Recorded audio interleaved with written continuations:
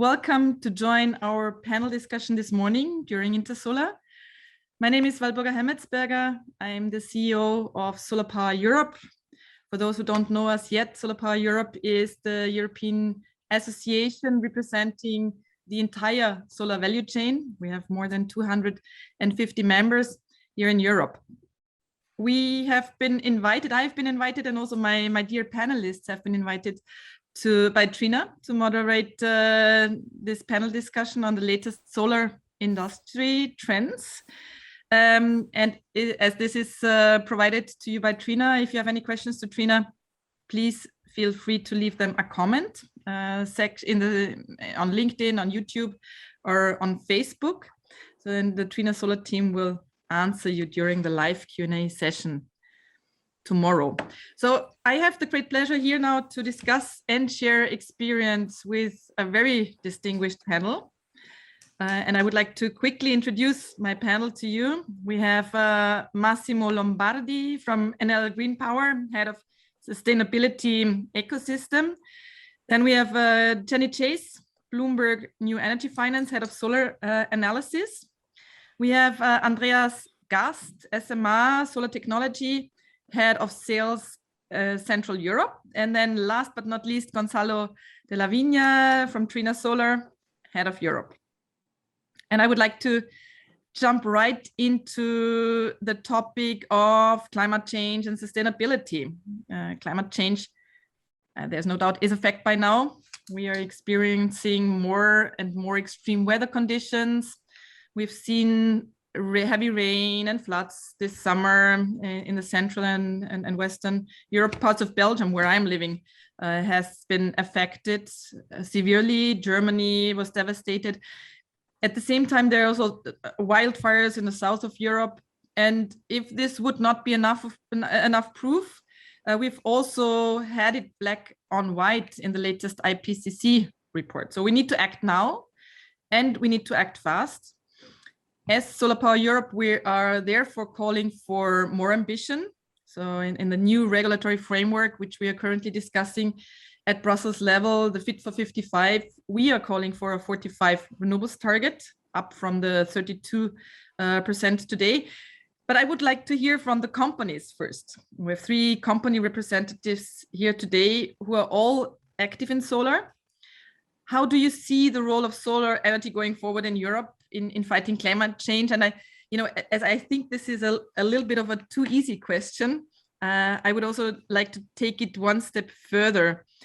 Solar is already one of the most sustainable technologies, but with more power comes more responsibility. There's also some work ahead still when it comes to CO2 footprint, biodiversity, just to name 2.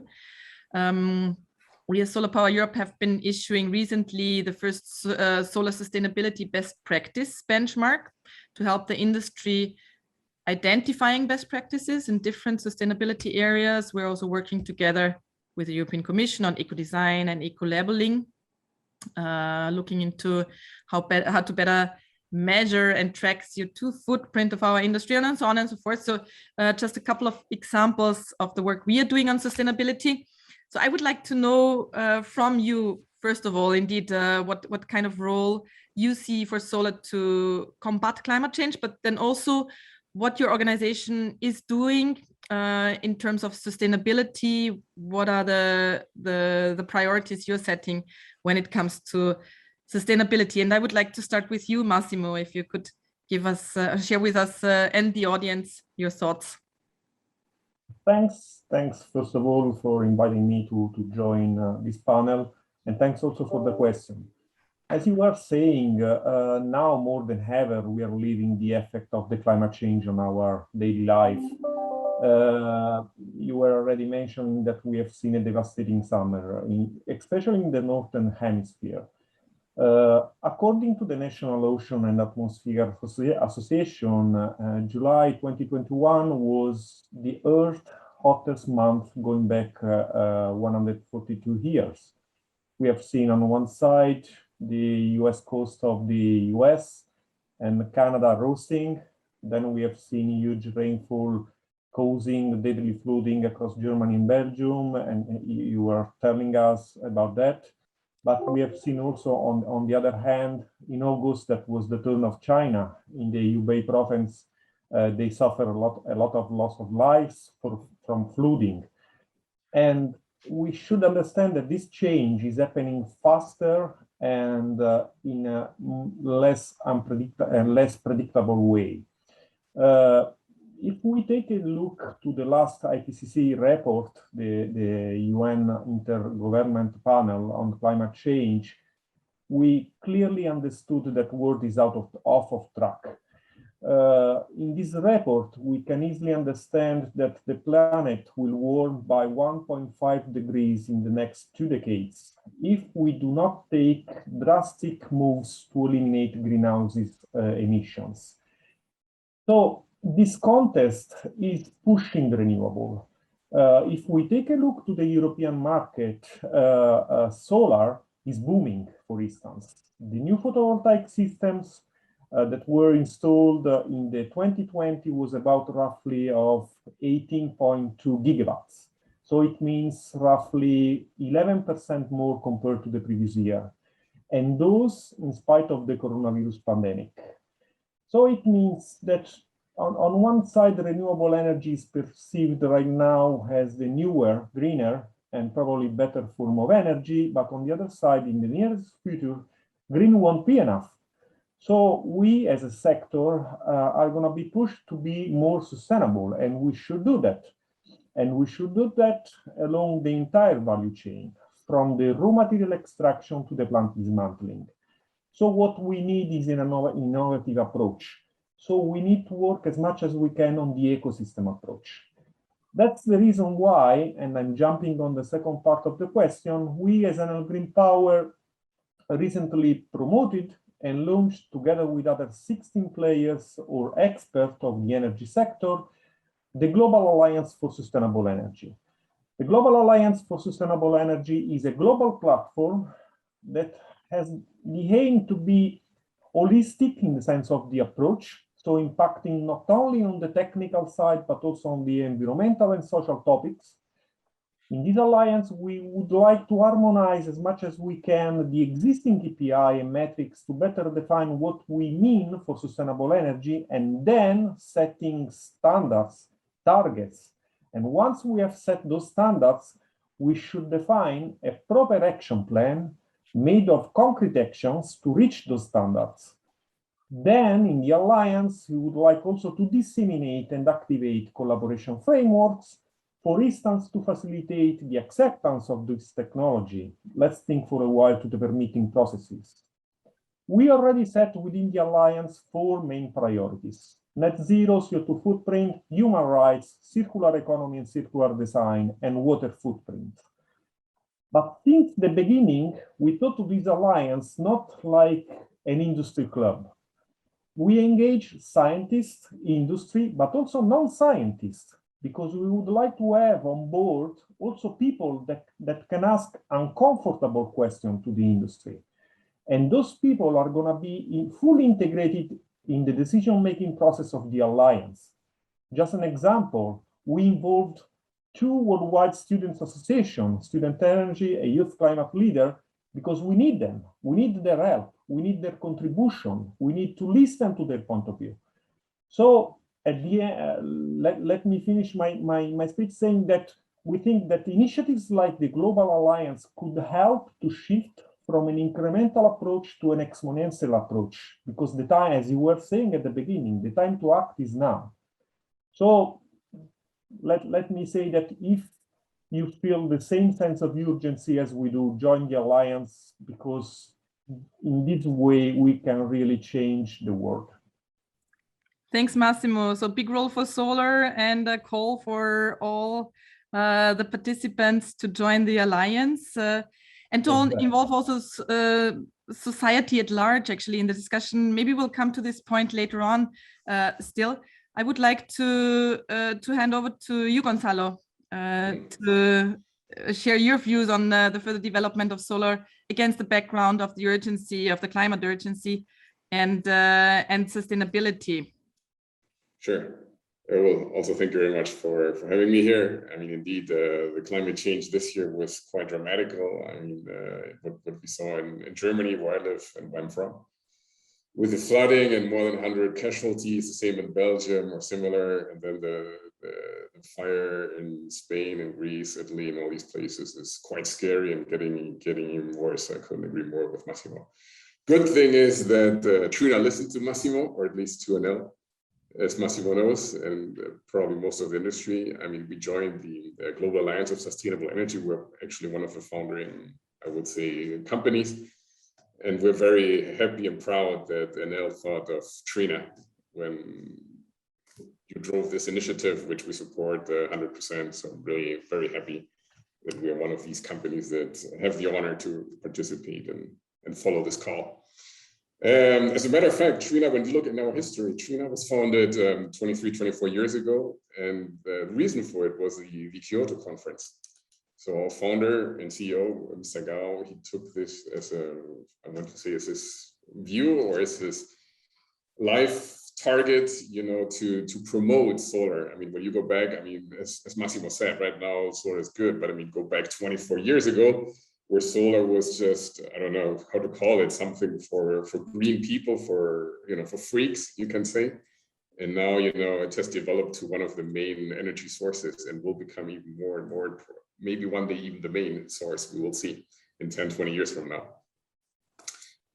We've done a lot over the last 20 years. We've delivered more than 70 gigawatt of modules, with which you can produce more than 90 billion kilowatt hours of clean energy. And this also helps to reduce CO2 emissions by more than 90 million tons per year. I mean, this is quite amazing. Also, we're doing our best to reduce our own greenhouse gas emissions. So since 2015, so over the last 5 years, we've been able to reduce in our manufacturing our greenhouse gas emissions by almost 70%. I think this is quite impressive. Also, when you look at our manufacturing and the consumption of energy, our own Trina own projects in China, they generate a surplus of energy that covers our manufacturing and our R&D, and we still have a surplus of 400 million kilowatt hours. So we're quite clean. We're doing our best to be clean on the manufacturing side. We have also joined SBTi, just as Massimo said. I mean, we're also doing the efforts there to fight against the threat of the increase of the temperature by 1.5 cents. So we're very pleased to be part of this initiative and also work in this regard. Thanks a lot, Gonzalo. Very impressive figures. Andreas, over to you. How do you see see solar evolving as an inverter manufacturer, and also, you know, what do you do on sustainability?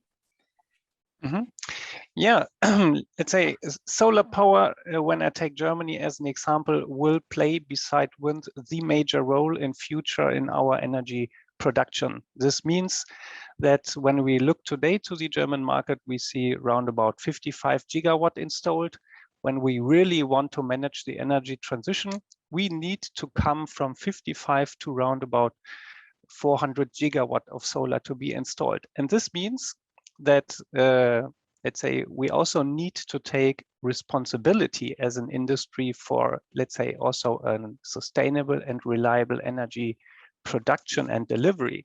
And this means that, let's say, our product system solutions need to be able to provide inertia, ramp rate control, energy shifting, or also black start capacity. That this role needs to be taken by our industry to come away from coal and nuclear power as an example. Yeah, so this is, let's say, beside sustainability, for me also an important factor we also need to discuss. But for sure, regarding your question, what are we doing for sustainability? So SMA is, I would say, one of the most sustainable companies. So this year we had been awarded for the German Sustainability Award. We are under the 10 finalists, and yeah, we say under the 10 most sustainable companies in Germany. And sustainability for us means, and I agree here to Massimo, this is products and processes. This is environment and energy. These are our employees, but also, and this is very important, the social responsibility also in our supply chain. And here, I think our industry still has also to-dos, yeah? So coming to common standards so that finally also the end customer will be able to compare the products, to really compare the products which are provided in the market, and to get to come to a decision which is really a sustainable product. And here I see that we need to take also action in our industry to move further on. Thanks a lot, Andreas. Jenny, you see, there's really not so much need anymore to talk about the role of solar, it seems. So everyone is jumping on the sustainability topic because it is a big topic going forward, and that is something our industry will also be more and more looked at when it comes to sustainability. But let's look into the naked figures of the further growth of solar, except if you also want to add something to sustainability, because I do think it's a very important topic, and it would be interesting also to get your view on it. But I would like to look with you a little bit more into the future, because we've heard about the growth we've seen in the last years, exponential growth.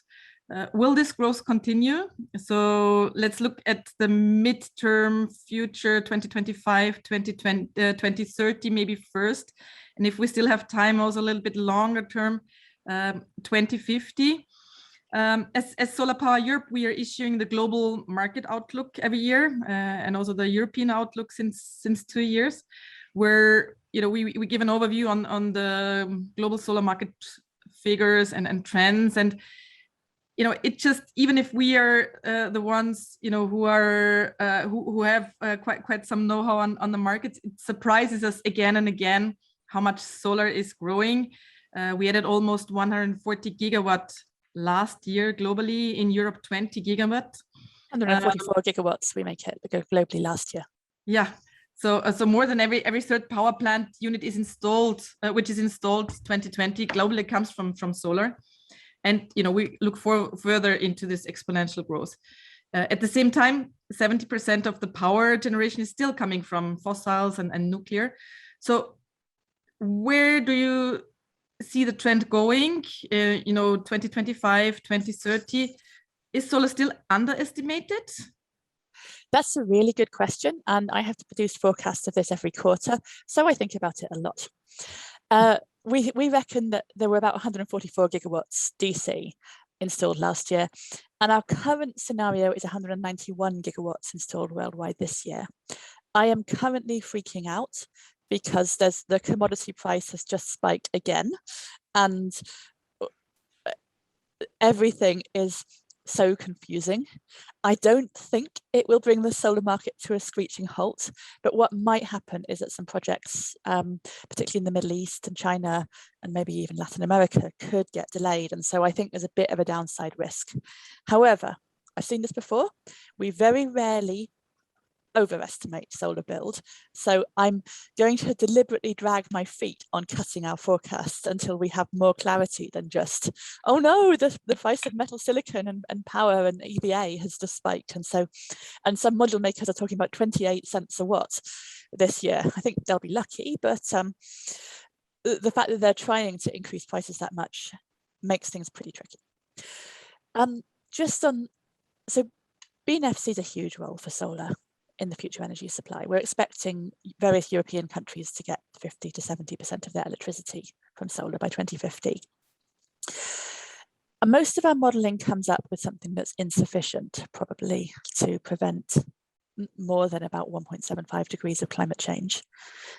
We reckon that to be on track for a better future than that, we need to start installing about 455 gigawatts of solar and 500 gigawatts of wind every year from between now and 2030. And that's to be on track. We are not on track.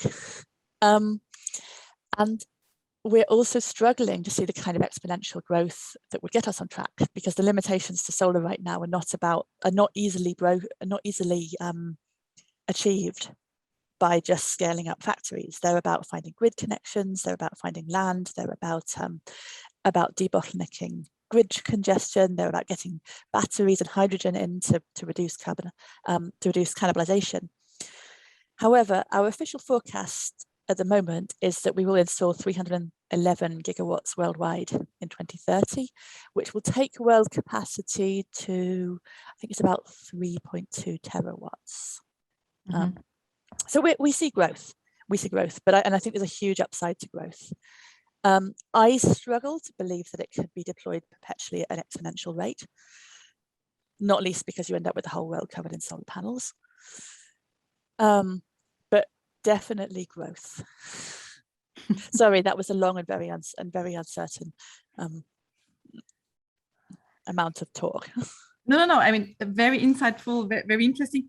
Maybe just to pick on this 2030, because the discussions, and that's where we are coming from at SolarPower Europe, the discussions at the European level currently are really about this new target, this new renewables target, which we're going to have until 2030. The European Commission just recently proposed some 40% to start the negotiations with. As I already said, we are aiming at 45%, because I couldn't agree more with you that, in order to get us on track for hopefully still a 1.5 degrees Celsius scenario, we really need to go faster. But already, looking at what a 40% target could mean for us, we reckon that we would have some additional 520 gigawatts, which we would install in Europe by 2030. And if you just look at what that would mean in yearly additions, on average, 58 gigawatts a year. And that's only the 40% target. And by the way, here also the European Commission is underestimating completely what we can do as a sector, because in their impact assessment, when they look at 40% renewables, they look at roughly 380 gigawatt of solar installed by 2030, very much underestimating what we already do today, because what we see is that this level would be reached already in 2025, 2026 at the latest. So already that is a huge increase, 58 gigawatt a year. Do you think this is something which is realistic? Already no problem. Yeah. Okay. 58 gigawatts a year doesn't sound like that much. I give you the other figure, 45% of renewables by 2030. What we are aiming for would be an additional 730 gigawatt. I'm not calculating that down to each and every year, but that's what we are aiming for, 730 gigawatt added. That would bring us to 45% of renewables. It's a lot, still, but no it seems problem from your doable. side? Yeah, okay. I mean, Germany's installed 10 gigawatts in a year before. So I don't necessarily see the problem with doing that, but it will require feet on the accelerator, probably policy, and probably some not hitting roadblocks in multiple countries. At the moment, we've got Poland and the Netherlands growing quite strongly, and doing 58, 70 gigawatts a year. We'll need to be going a bit faster than we are today in more countries. Maybe, as you already mentioned a couple of countries, I wanted just to follow up on some of the markets, because indeed, I mean, Germany, we just had elections, so it's very promising. So hopefully Germany will go faster. But anyway, Germany has always been a market, at least in the last couple of years, which was very stable, biggest market. But then there's been some surprises, Poland. Do you see any other surprises coming up in the next couple of years? If I saw them, they wouldn't be surprises. I would love to see them. I think there'll be some Eastern European booms, probably. I'm not sure what countries are going to do it, but I think that Romania, Bulgaria, maybe Serbia are thinking of breaking out again. Spain's going to be big. I mean, all the power price at the moment, the power price crunch in Spain is helping companies sign PPAs at rates which make solar plants worth building, and that's acting against the countervailing effect of higher capex for solar. And I have no idea where the situation in Spain will end. There are government plans to put a lot of electrolyzer capacity in Spain to make hydrogen. So if that works out, that could give the sector there some sustainability and prevent complete destruction of value of power prices there. So I think I would bet on Spain, on Portugal, on Eastern Europe for continued surprises. If they get it right in Spain with the measures they're currently envisaging in order to counteract the high energy prices. So there's quite some nervousness in the Spanish market, I guess. But indeed, I mean, thanks very much for your views on these markets. We haven't touched on 2050 yet, as I was envisaging, but maybe that's anyway too far away, and it's too exciting to just stay, with the next couple of years. You already mentioned a couple of challenges ahead, like grid. I know that grid, land, potential cannibalization. I would like to turn to the company representatives again. What could be on our way to this huge potential we see, the growth we are all envisaging, and we all also need in order to combat climate change. So what could hold us back on this path? Is it public acceptance? Is it permitting? What is it? Can I ask you, Andreas, first? Yes, I think, let's say, if you already mentioned the German elections, and I really expect here in the next year already, let's say, an increase of the market so that we come back to around about or even more of 10 gigawatt per year. But this means that we have, from my point of view, two big challenges. And this, I think, is in many markets the case. One is the bureaucracy. So we need less bureaucracy to, let's say, come fast to building permits, to really building plants and sites. This is the one point which we need to address to the policy to get speed up. And the second big challenge is the shortage of manpower. So when we are looking today into the market and to our customer base, the installers, they are all fully booked for the next 3-4 months. And let's say if we want to manage this growth and want to double the market capacity per year, then let's say we need to take actions to bring new companies, new players, new people into this market, to make trainings, formations, and this is very important, I think. So already to start now doing it, because building up this capacity takes time. Yeah, but in general, I see it possible, and we only need to start. What we are doing from SMA side, as an example, is our famous Solar Academy. So here we are also making a lot of trainings for, let's say, companies who want to restart in the solar business. And per year, we are doing worldwide more than 300 trainings to especially installers.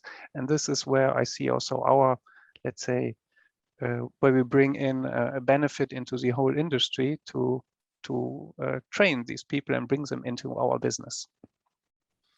I couldn't agree more, Andreas. Skills is really a very, very important topic going forward. We're going to launch, just for your information, the Solar Works campaign end of October, a series of videos together with Google, where we want to shed a light on indeed the opportunities, because we're looking at 4 million jobs potentially in our sector by 2050. But then also to make sure that we also have these skills. So there will be a lot of activities on our side as well on this topic.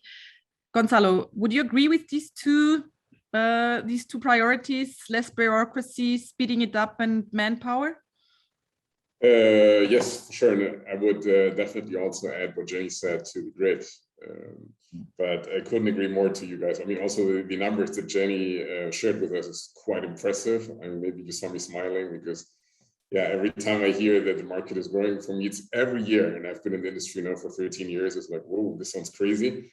But then Jenny's completely right. I mean, we had 10 gigawatts in Germany. When was it? 2010, 2011? So already 10 years ago. And then due to some political decisions, the markets slowed down a little bit, but now it's catching up.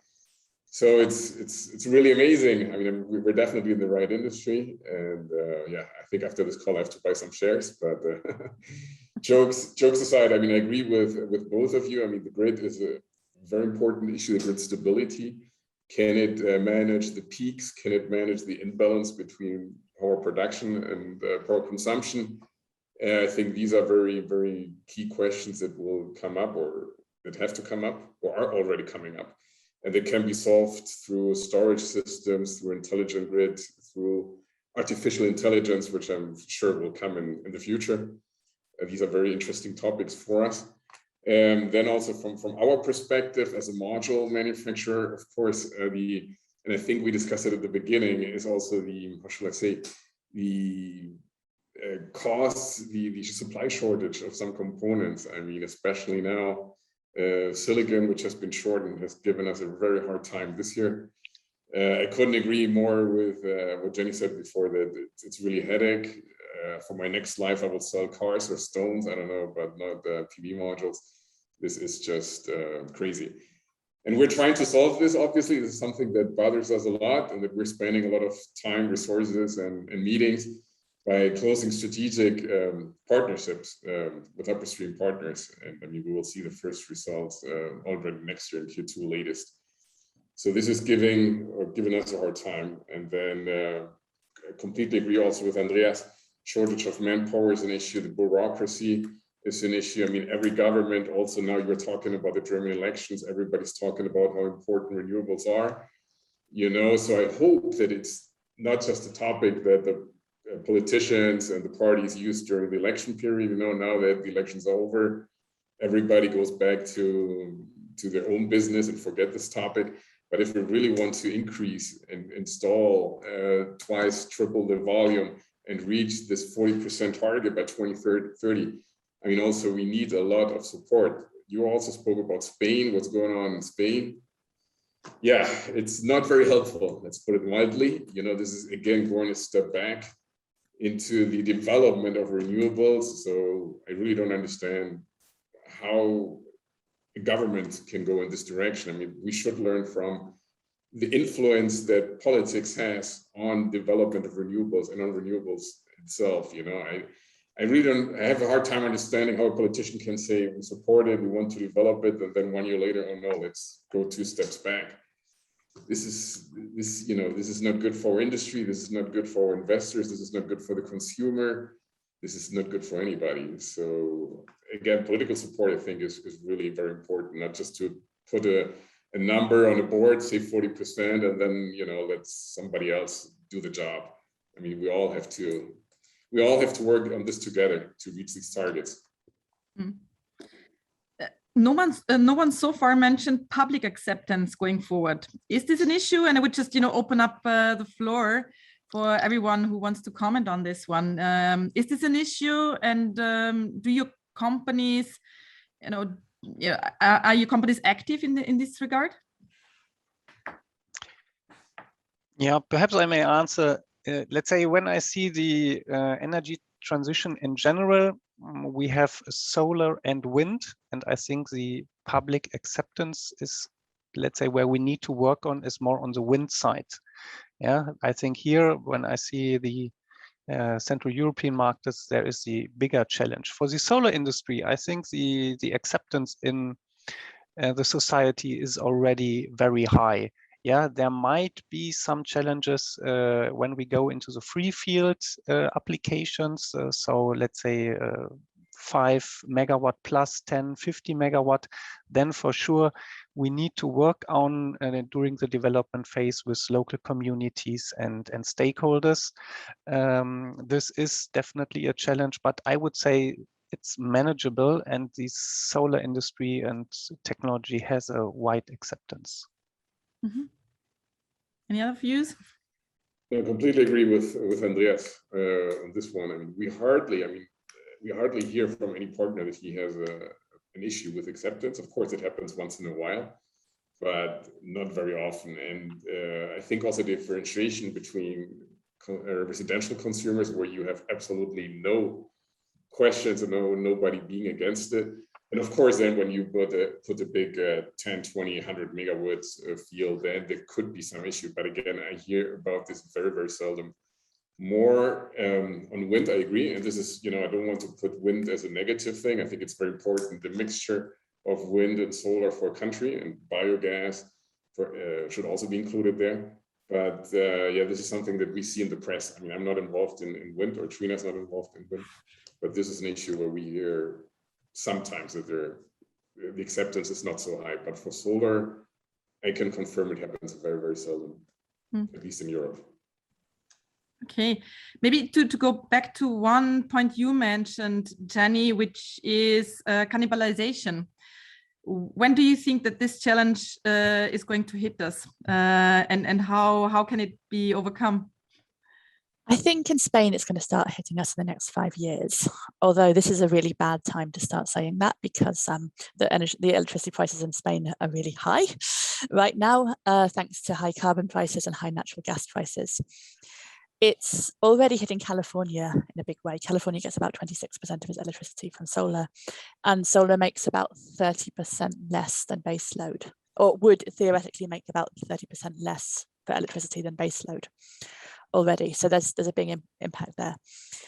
And I do think if Spain carries on building solar, it will be in that situation where you can't build any new solar because the power prices in the daytime are very low. Of course, we're also going to see more air conditioning added, which will, and solar and air conditioning go very nicely together. We'll see batteries, which can do shifting load to the evening. And honestly, batteries are coming on faster than I expected. So that's, hey, maybe this is a non-issue by the time, by 2025. I also think we're going to need some, particularly in Northern Europe, we're going to need to look at the mixture. I mean, we didn't knock wind, and I don't want to knock wind because the wind blows in the winter, which if you're in Germany and the sun is not great in the winter, in fact, the sun is terrible in the winter. And that's also where you need a lot of your electricity, particularly if you've electrified heat. Then we're going to need wind and solar together. You cannot have a battery that stores power summer to winter. You can have a battery that stores like 2 to 4 hours of power, no trouble, but I don't think we'll ever do seasonal storage. The number of cycles is just too small to amortize the cost. So yeah, the solutions are mixing energy resources, making people run their aircon in the daytime if you can, and ideally getting them to switch it off in the evening because the house stays cool.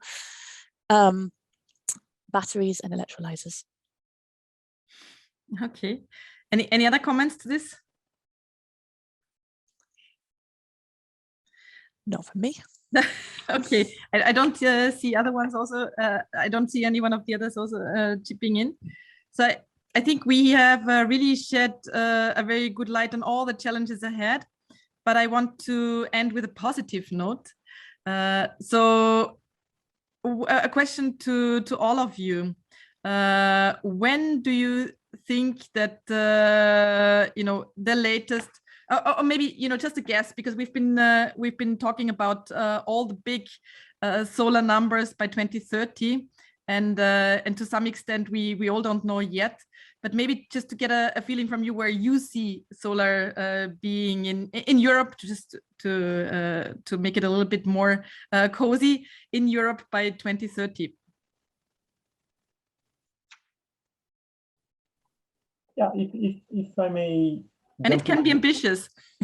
Frankly speaking, I don't want to give you a numbers or whatever, but as was said in the previous from the previous guest, clearly the energy mix is the key, because you have several conditions. So generally speaking, renewable are going to be the pillar of the production. That's for sure.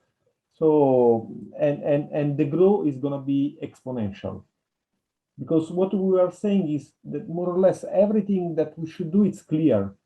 What is unclear right now is the speed in which we should apply those kind of strategy. That's more or less the main topic. We know where we have to go. We know how we should accelerate. Yeah, Then I would like to jump in and let's say, your question was, where do we see solar in 2030? I would say that in comparison to today, the market will be tripled in the European Union. So this is my expectation for 2030. And to come to this tripling of the market, and here I see an important role as when I speak for SMA as a leading technology provider and technology company, this is that we have some steps in front of us. This is, on the one hand, the sector coupling means storage, e-mobility, hydrogen, grid management, energy management functions need to be integrated on all levels, means from home applications to business to utility scale applications. And this is what we are already doing and working on, but this has to be really intensified. And especially hydrogen as an energy carrier will also play an important role. So, and this is also where we are stepping in this field as SMA, and yeah, we need to bring these technologies to the decision makers and also make let's say everybody in the industry, but especially also in the industry, aware of these technological possibilities we have already today, and we need to implement them in all these fields. And this I think is also a to-do we have in front of us as an industry to make everybody aware of the technological solutions we already have today. Thanks a lot, Andreas. Jenny, would you want to go next? Well, I have an absolute answer because we have a 2030 forecast. So there's going to be cumulative solar capacity in Europe of 457.4 gigawatts in 2030, and a build rate of by then about 35 gigawatts a year, and a run rate of about 25 gigawatts. So yes. Yeah, that was very clear to the point. Thanks, Jenny. We can beat that. Good. We are aiming at that indeed, to beat it. And Gonzalo. Wow. Yeah, I'm a little bit surprised. I mean, we see already for next year, I mean, if I understood it correctly, Jenny, we see a Trina already for next year in Europe, 36 to 38 gigawatts. And this is 2022. So hopefully we're not too optimistic. Of course, it depends on what happens in Spain, but we're very, very optimistic. And then I would rather join Andreas by saying that probably by 2030, we will have the triple installed per year. Not only because I work at Trina, but this is really what we see on the growth. I mean, we see also the consumption of energy is growing with e-cars, as Andreas mentioned, and e-bikes and everything. We're more people in Europe, and this is, we see a tremendous growth. I hope that by 2030, we will not see any nuclear energy anymore. So this has to be covered then, of course, by solar, by wind, by bio, et cetera, et cetera. And this is also linked to the question we had before about the acceptance of the public. And I think the public in Europe, in 5 years from now, they will, I don't want to say they will not understand why we still use coal or oil and nuclear. The trend goes very, very clearly towards renewables, and this is where the investments are going to go. So this is why we're so positive about 2030, no doubt at all. And that's a perfect closing remark, Gonzalo, with this very positive outlook from your side. It was really a great pleasure, and I mean it discussing with all of you. Thanks very much. Thanks for sharing your thoughts. Thanks you, dear audience, for joining in. And again, I can just invite you, as I did in the beginning, if you have any questions to Trina, who was organizing this, you can leave them in the comment section on LinkedIn, YouTube, or Facebook. And the colleagues of Trina will be answering you during the live Q&A session tomorrow. I wish you all very nice Intersolar. Enjoy the rest of Intersolar, and maybe see some of you also in the different in front of the different booths or at a conference. Thank you very much.